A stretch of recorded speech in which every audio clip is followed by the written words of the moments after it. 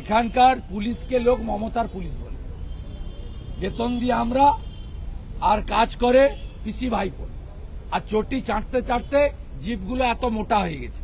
ওনাকে আমি একটা কথাই বলতে পারি যে ক্রমাগত যখন বিজেপি শাসিত জায়গাগুলোকে দেখি উনি হয়তো সেই জায়গাটার আফিম খেয়েই রয়েছেন এবং তাই জন্যই এইসব ভুলভাল কথা বলছেন। উদাহরণে যেই সব জায়গাগুলোতে রাস্তার উপর আমরা কোনো এক নোংরামি করতে বিভিন্ন বিজেপির নেতাদেরকে দেখতে পাই, তার পাশাপাশি যখন আমাদের কাছে এই তথ্য উঠে আসে যে কিভাবে কোনো এক বিজেপি নেতা বা তার অত্যন্ত ঘনিষ্ঠ সন্তান, তার প্রিয় সন্তানেরা যখন আমরা দেখি কোনো মেয়েকে হেনস্থা করে, তার পরবর্তীতে দেখি মেয়েটা কাজে রীতিমতো থানায় যাচ্ছে, কিন্তু তাদের বিরুদ্ধে, অর্থাৎ যারা এই ক্রাইমটা করলো তাদের বিরুদ্ধে কোনো স্টেপ নেওয়া হয় না, তারা খুব সুন্দরভাবেই রাস্তাঘাটে ঘুরে বেড়ায়।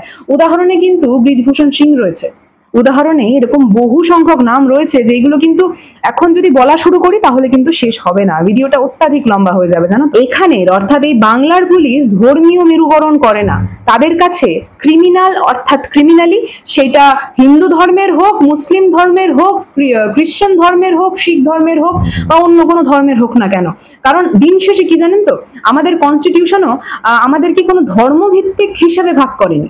আমাদের কনস্টিটিউশন যে অধিকারটা আমাদের প্রত্যেকের হাতে দিয়েছে সেটা কিন্তু এই ধর্মের বিভাজন দেখে নয়, ধর্মের বিভাজনকে পিছনে ফেলে আমাদেরকে, আমাদের ভারতবর্ষকে এক ধাপ এগিয়ে নেওয়ার জন্য প্রত্যেকটা মানুষের হাতে কিন্তু সমান অধিকার দেওয়া হয়েছে। আমরা প্রত্যেক দিন বলি, গতকাল যা মোথাবাড়ি, আজ তা আপনার বাড়ি। মোথাবাড়ি থেকে মহেশতলা, পিকচার এক। শুভেন্দুবাবু এখন মুখ খুললেই যে ধর্মীয় রাজনীতি নিয়ে কোনো কথা বলবেন, মেরুকরণের রাজনীতি নিয়ে কথা বলবেন, এই জিনিসগুলো আমাদের কাছে খুব নর্মাল হয়ে গেছে জানেন তো। কেন বলছি কথাটা, কারণ সব বিষয় নিয়েই আপনার বাড়িতে আপনার পরিবারের কারোর সাথেও যদি ঝামেলা হয় সেখানেও ধর্মের রাজনীতি করতে চলে আসবেন শুভেন্দুবাবু এবং বিজেপির বিভিন্ন নেতারা, এবং এই জিনিসটাই বরাবরই আমরা দেখে এসেছি সর্বক্ষেত্রে। ওই মোথাবাড়ির কথা হচ্ছে বা বিভিন্ন জায়গার যে কথাগুলো হচ্ছে, সেই সব জায়গায় প্রত্যেকটা জায়গায় আগে যখন ঝামেলা হতো তখন আমরা কি দেখতাম, কে ঝামেলা করেছে এবং কে ভুক্তভোগী, মানে কে সেখানে কার উপর ঝামেলাটা হচ্ছে। এখন আমরা কি দেখি বা এখন আমাদেরকে কি দেখানো হয়, বিভিন্ন মিডিয়া চ্যানেলরা কি রিপ্রেজেন্ট করে দেখায়, কে কোন ধর্মের সেই জিনিসটাকে আগে রাখা হচ্ছে। একবারও বলা হচ্ছে না তার নামটা কি, একবারও বলা হচ্ছে না যে সেই মানুষটা এই একটা কাজ করতে গিয়ে ধরা পড়েছে বা এই ভুল কাজটা উনি করছিলেন। সেই সব ভুলিয়ে দিয়ে সর্বপ্রথম রাখা হচ্ছে তার ধর্মীয় পরিচিতিটা, সে কোন ধর্মের, সে কি হিন্দু নাকি মুসলিম নাকি শিখ নাকি অন্য কোনো ধর্মের। যদি হিন্দু মুসলিম হয় তাহলেই তো কেল্লা ফতে। অর্থাৎ বিজেপির যে মূল 2026 কেন্দ্রিক রাজনীতিটা, যেই বিষয় নিয়ে ওরা করতে চাইছে সেই বিষয়ের আর একটা টপিক ওরা পেয়ে গেল। আর যদি হিন্দু মুসলিম বা অন্য কোনো ধর্মের বিভাজনে আমি ভাগ করতে না পারি তাহলে বাংলাকে উত্তপ্ত করার যে কোনো অন্য প্রচেষ্টা, সেই জিনিসটা বিজেপি বরাবরই করে এসছে।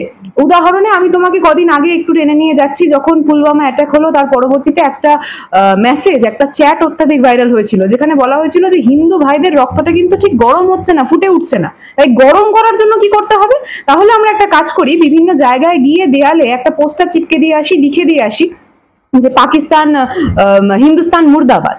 এবং এই জিনিসটা কাদের কোন গ্রুপ চ্যাটে কথা হচ্ছে, যেখানে বিজেপি নেতৃত্বরা রয়েছে, যে গ্রুপ চ্যাটটার মধ্যে যে বিভিন্ন লোকজনরা রয়েছে তারা কিন্তু বিজেপির সমর্থক। এই চ্যাটটা আমাদের সকলের চোখের সামনে ভাইরাল হয়েছিল।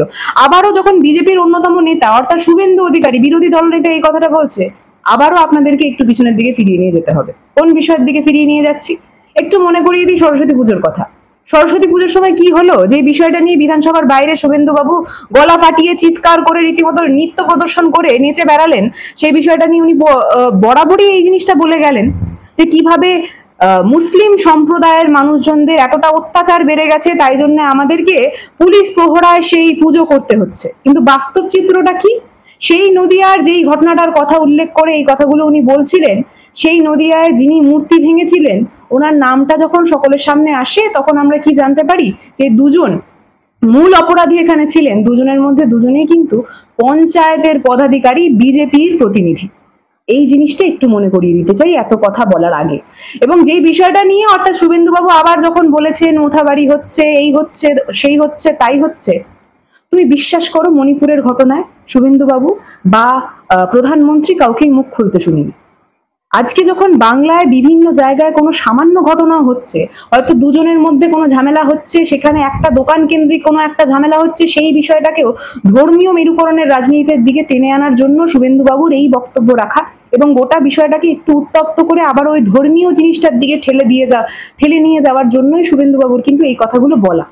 আমি তোমার চ্যানেলের মাধ্যমে যে প্রত্যেকটা দর্শক এই ভিডিওটা দেখছে তাদেরকে একটা জিনিস আমি সকলকে জানাতে চাই, বলতে চাই যে 2026-এর আগে বিশ্বাস করুন, আপনার কোনো সাংসারিক ঝামেলাও যদি হয়, সেই ঘটনাটাও যদি শুভেন্দুবাবু জানতে পারে, সেটার মধ্যেও ধর্মীয় মেরুকরণ বা ধর্মীয় রাজনীতি ঘুলে খাওয়ানোর চেষ্টা করবে সকল মানুষের মধ্যে। আমি অনুরোধ করব, এই যখন এই শুভেন্দুবাবুর মুখ থেকে, সুকান্ত বাবুর মুখ থেকে যখন এই ধর্মীয় কোনো কথা আপনি শুনবেন, বা বাংলা ধর্মীয় এই মানুষদের জন্য সুখী নয়, শান্তিতে নয়, এই কথাটা শুনবেন, তখন একবার হলেও এই জিনিসগুলো মনে করে দেখবেন যে সরস্বতী পুজোর সময় বাস্তব চিত্রটা কি ছিল এবং আপনার মাথায় কোন চিত্রটা ঢোকানো হয়েছিল। এই পার্থক্যটা করার এই দায়িত্বটা অন্তত আমাদের প্রত্যেককে সাধারণ এবং অবশ্যই দায়িত্বশীল নাগরিক হিসাবে, এই ভারতবর্ষের নাগরিক হিসাবে এটা কিন্তু আমাদের একটা কর্তব্য।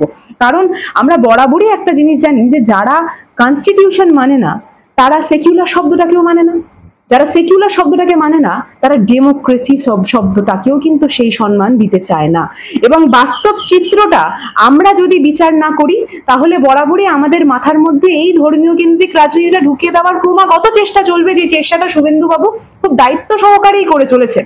এবং বিজেপির বিভিন্ন নেতাদের তরফ থেকে মিথ্যা টুইট, আপনি কাল বাদে পরশু আবারও দেখবেন যে বিভিন্ন মিথ্যা প্রচার, কিছু ফটো এই ভেঙে গুড়িয়ে দেওয়া হলো, এইখানটা জ্বালিয়ে দেওয়া হলো, এইখানে মানুষকে মেরে ফেলা হলো, এইখানে মানুষ শান্তিতে নয়, সুখে নয়, বিভিন্ন অন্য ইনসিডেন্টের চিত্রগুলো আপনাদের সামনে কারা পোস্ট করবেন?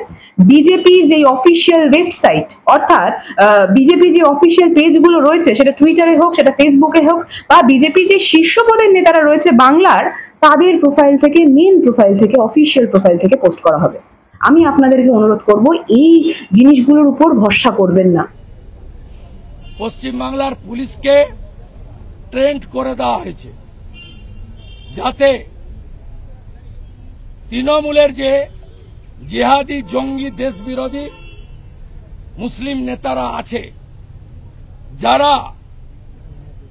যারা কমপ্লিটলি গুন্ডামি করে এলাকা দখল করছেন, মমতার জন্য টাকা তুলছেন আর ভোট লুট করছেন, তাদেরকে সমর্থন করতে। নন্দীগ্রামে উনি যেইভাবে যেতেন, সেই জিনিসটা, সেই চিত্রটা তুমিও জানো, আমিও জানি, তোমার চ্যানেলে যারা একটু নলেজ দর্শকরা রয়েছে তারা প্রত্যেকেই জানে। এরকম বহু চিত্র সেই সময় আমার, তোমার, প্রত্যেকটা মানুষের সামনে, সেটা স্যাটেলাইট মিডিয়া হোক, ডিজিটাল মিডিয়া হোক, সকলের মাধ্যমে উঠে এসেছিল যে নন্দীগ্রামে কিভাবে লোডশেডিং এর কথা তো ছেড়েই দাও, তার পাশাপাশি যারা হয়তো ইন্ডিপেন্ডেন্ট ভোটার্স, আমরা প্রত্যেকে জানি একটা নিউট্রাল ভোট থাকে, সেই নিউট্রাল ভোটকে ম্যানিপুলেট করার জন্য, সেই নিউট্রাল ভোট যাতে অন্য কোনো পার্টির কাছে না চলে যায়, তার জন্য মাইকিং করা হয়েছে টোটো করে নন্দীগ্রামের বুকে, এবং সেই তাদের প্রত্যেকটা মানুষের কাছ থেকে তাদের ভোটার আইডি কার্ডটা তুলিয়ে নেওয়া হয়েছিল ভোট দেওয়ার ঠিক আগের দিন। এই জিনিসটা আমি চ্যালেঞ্জ করে শুভেন্দুবাবুকে বলছি, যদি আপনার ক্ষমতা থাকে আপনি না হয় এই বিষয়ে আমাকে চ্যালেঞ্জ করুন, কি ভিডিও লাগবে, কি তথ্য লাগবে, সেই সব কিছু আমি দিয়ে দেবো আপনাকে।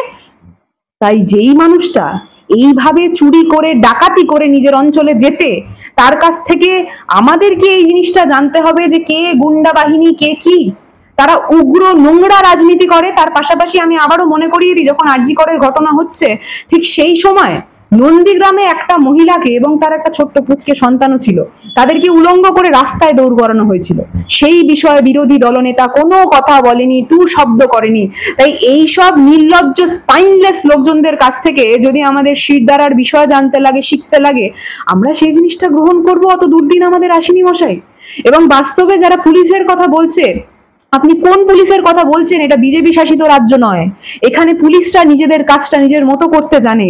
এবং বাস্তবে আজকের দিনের বাংলার পুলিশ, সেই বেঙ্গল পুলিশ হোক, কলকাতা পুলিশ হোক, হাওড়া পুলিশ হোক, প্রত্যেকটা পুলিশ যারা সেই দায়িত্বে, যখন তারা সেই লড়াই করে তাদের জীবন যুদ্ধের মাধ্যমে যখন সেই জায়গাটা পেয়েছে, সেই ব্যাচটা এখানে পেয়েছে না, আমরা প্রত্যেকে তাদেরকে সম্মান করতে জানি। এবং বাস্তবে তারা প্রত্যেকটা সাধারণ নাগরিককে সম্মান করতে জানে। সেই শিক্ষাটা আমাদের বেঙ্গল পুলিশকে এই শিক্ষাটা সর্বপ্রথম দেওয়া হয়।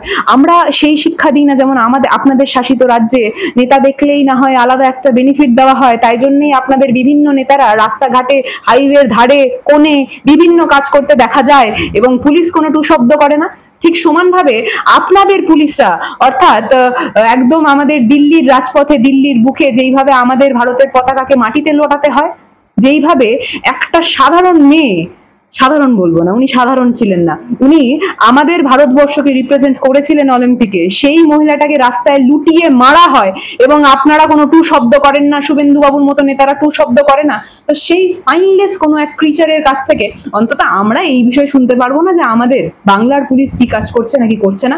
আমাদের বাংলার পুলিশ কাজ করছে বলেই একটার পর একটা দুষ্কৃতী ধরা পড়ছে। আমাদের বাংলার পুলিশ কাজ করছে বলেই আমাদের সর্বপ্রথম তাদের নাম লেখা হয়, কোনো ধর্মের জায়গাটা লেখা হয় না, নামের জায়গায় আমরা ধর্ম লিখি না, হিন্দু নাকি মুসলিম। আমরা ক্রিমিনালকে ক্রিমিনাল বলতে জানি, সেখানে আমরা ধর্মের জিনিসটাকে টেনে নিয়ে আসি না শুধুমাত্র আপনার মতো রাজনীতি করতে হবে বলে। এই ধর্মের রাজনীতি বাংলা করে না, ধর্মের রাজনীতি বাংলা মানে না, এবং তাই জন্যই আপনারা মুখ থুবড়ে পড়ছেন। আপনারা যেই গ্রাফটা দেখিয়েছিলেন সেই গ্রাফটা ক্রমাগত নিচের দিকে যাচ্ছে এবং 2026-এ সেই গ্রাফটা নেগেটিভে যাবে, সেটাও স্পষ্ট। তো আমি আশা করব যে 2026-এর মধ্যে আপনার মাথাটা, যেটা এখন হয়তো হালকা ডান দিক থেকে বাদিকে গেছে, সেটা তো ভীষণভাবে মাটিতে পড়ে যাবে 26-এর সময়। তো ঠিক সেই সময় আমি অন্তত একটা বলবো যে যাতে রাঁচিতে আপনাকে পাঠানোর ব্যবস্থা করা যায় এবং সেই গোটা বিষয় চিকিৎসাটা অন্তত আমি অনুরোধ করব যে যদি রাজ্য সরকার নিতে পারে, বহন করতে পারে। যদি না নেয় তাহলে না হয় আমরা কিছু সাধারণ নাগরিকরা আমাদের নিজেদের সামান্য টাকা দিয়ে না হয় সেই চিকিৎসাটা আপনার করাবো, কারণ আপনার মানসিকতাটা অন্তত সুস্থ হওয়া ভীষণভাবে জরুরি। আপনারা যেইভাবে বাংলাকে বদনাম করে চলেছেন সেই জিনিসটা শুধুমাত্র আপনারা বুঝতে পারছেন না, কারণ ওই মানসিক ভারসাম্যহীন বলে, যে সেই জিনিসটা কিন্তু আপনি একজনের অসম্মান করছেন না, একটা নারীকে কেন্দ্র করে দুটো কথা বলবেন বলে, ওই নারীটাকে টেনে একটু নামাতে হবে বলে আপনি গোটা বাংলাকে টেনে নামানোর চেষ্টা করছেন মশাই। সেই বাংলাতে আপনিও থাকেন, আমিও থাকি। আমরা যখন বিদেশে পড়তে যাই, বিদেশে কোনো একটা কাজ করতে যাই, বা বিদেশে আমাদের কোনো বন্ধুর বাড়িও যাই না, সেখানে কিন্তু আমাদেরকে শুনতে হয় যে এই নোংরামিটা আপনি বাংলাকে কেন্দ্র করে ছড়িয়ে যাচ্ছে। তো সেই জিনিসটা আমরা শুনতে চাই না, আর আমরা এই নোংরামি বাংলা কেন্দ্রিক বিষয় প্রচার হতেও দেব না। তাই জন্য আর কিছু সময়ের অপেক্ষা, তার পরবর্তীতে আপনাকে দেখবো রাঁচিতে না হয়, শুধুমাত্র সেটার জন্য অপেক্ষায়। পশ্চিমবাংলার মুসলমান ভোট ব্যাংক মমতা ব্যানার্জির কাছে তরকারির তেজপাতা, তরকারিতে তেজপাতা না দিলে টেস্ট হবে না, তো তেজপাতা কেউ খায় না, তরকারিটা নেয়, তেজপাতাটাকে বাইরে রেখে দেয়। দেখুন, উনি অনেক কথাই বলছেন, উনি অনেক কথাই বলবেন। যেই মানুষটা নিজেকে সকলের ভোটে, অবশ্য কি বলছি, উনি তো সকলের সাধারণ মানুষের ভোটে নির্বাচিত নয়, উনি তো চুরি ডাকাতি করে ভোটে জিতেছেন। তাই উনি হয়তো নিজেকে এই জিনিসটা বুক ঠোকে বলতে পারেন, কনস্টিটিউশনের কথা ভুলে গিয়ে বলতে পারেন যে শুধুমাত্র আমি হিন্দুর বিধায়ক। উনি হয়তো তাই জন্যেই ধর্মকেন্দ্রিক রাজনীতিটা করতে পারেন, কারণ উনি ভোটের, অর্থাৎ সেই স্বাধীন চেতা মানুষের মানসিকতাকে গ্রহণ করতে বিশ্বাসী নয়, উনি গ্রহণ করতে ক্ষমতাশীল নয়। তাই জন্যই উনি পারেন বলে আমি মনে করি।